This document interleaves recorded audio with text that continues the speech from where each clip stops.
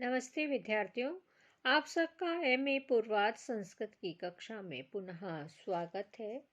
हमने इससे पूर्व वीडियो में कहा था कि वाच्यार्थ, लक्ष्यार्थ और व्यंग्यार्थ क्रमशः अभिधा, लक्षणा और व्यंजना शक्ति से बोधित होते हैं। इस कारिका में अभिधा शक्ति के स्वरूप को बताया जा रहा है। कारिका इस प्रकार है। तत्र संकेतितार्थस्य बोधनात् अग्रिमा अभिधा।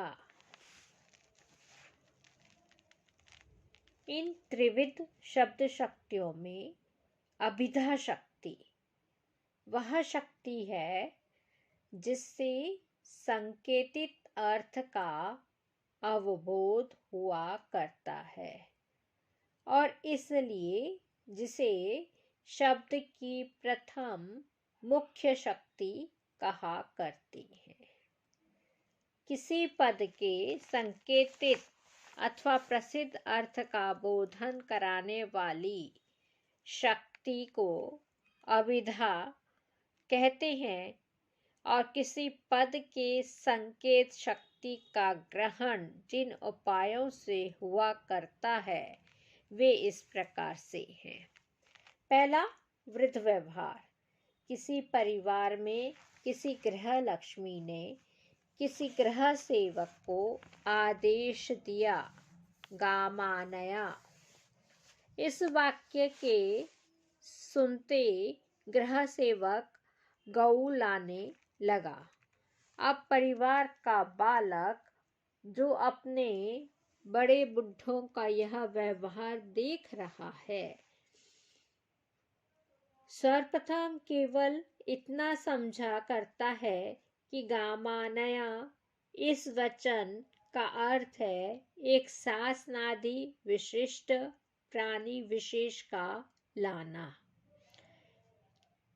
इसके बाद उसने ऐसे भी वाक्य सुने, गाम बधान, अश्वम आनया इत्यादि इत्यादि।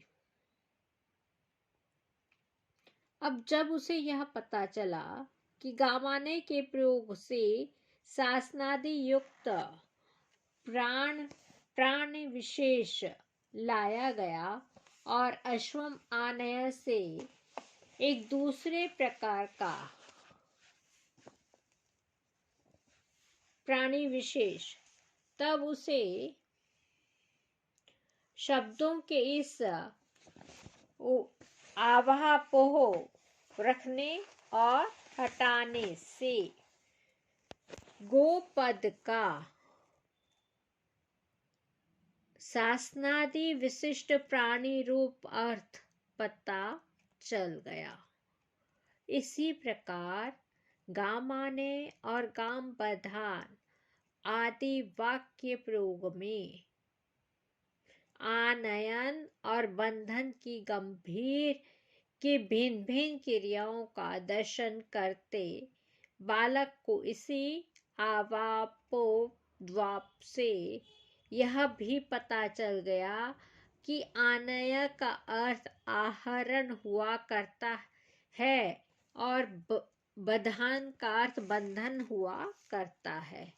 इस प्रकार यह स्पष्ट है कि बालक को गाम, आनया, अश्वम, बधान आदि आदि पदों के संकेतित का ग्रहण वृद्ध व्यवहार में भी सबसे पहले संभव हुआ करता है।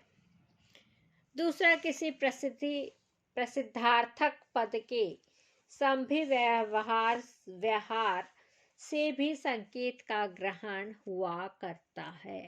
अर्थात ऐसे पद के जिनका अर्थ पहले से जाना जा चुका है, उनके सानिध्य से भी संकेत का ग्रहण हुआ करता है। जैसे इहा प्रभिन्ना कमलोदरे मधुनी मधुकरः पीबति। यहाँ कमल इस पूर्व परिचय परिज्ञातार्थक पद के संभिव्याहार अर्थात साचन्य के मधुकर इस पद का भ्रमर रूप अर्थ में संकेत ग्रहण हुआ है। कहीं पर आप्तोपदेश अर्थात आप्त और किसी प्रामाणिक व्यक्ति के उपदेश से भी संकेत का अवधारण नहीं किया करता, जैसे अयम अश्व शब्द वाच्य इत्यादि स्थलों पर किसी श्रेष्ठ मानवाक्य प्राणी व्यक्ति ने अश्वपथ का संकेत ग्रह कभी बालक को अपने कथन मात्र से करा दिया है। इन उपायों से जाने गए संकेतित अर्थ का अवबोधन कराने वाली जो शब्द शक्ति है वही अभिधा शक्ति है। यह शक्ति इसलिए शब्द की मुख्य शक्ति मानी जाया करती है क्योंकि किसी शब्द और उसके अभिधान के बीच अन्य कोई शब्द शक्ति नहीं आया करती, जबकि शब्द और अर्थ अन्य शक्तियों जैसे कि लक्षणा के ही बीच में अभिधा का व्यवधान पढ़ा करता है। इसलिए अभिहित वर्ण में बाधादि के ही कारण तो लक्षणा का स्वरूपोत्थान संभव है। आज हम यहीं पर समाप्त करते हैं। कल पुनः मिलेंगे, तब तक के लिए धन्यवाद।